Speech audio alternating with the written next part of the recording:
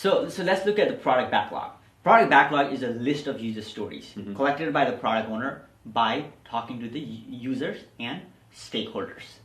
And one of the most important things about the product backlog is actually prioritize.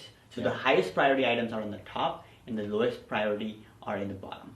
And this is an ever increasing list because the wishes and the needs of the user are infinite, right? Yep. So it's up to the product owner on the regular basis. Product owner will update this and put the highest priority items on the top.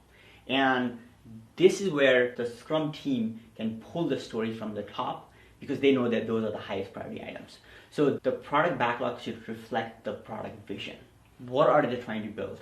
The product backlog should have a pretty good sequence on how products should be built. Sure, all the needs of the business. The huge, long laundry list of the needs, the wants, the shoulds, the coulds, right? 100%, 100%. And then you kind of mentioned that the team then selects ones that are on the top, and so we kind of talked about the product backlog, so let's transition that into like a sprint backlog. Yep, that is the second artifact. So we have the prioritized list of user stories that is called the product backlog that the product owner owns.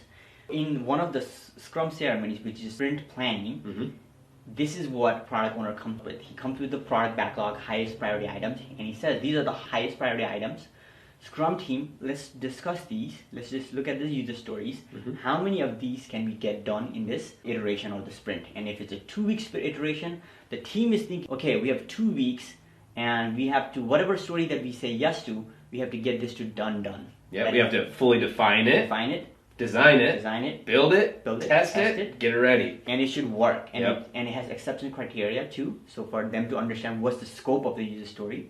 At the end of the sprint, they will demo this work. They will almost show it to the user base of the stakeholders. So that is your sprint backlog.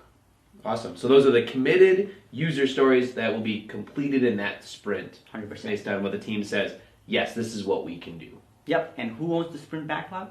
That would be the team.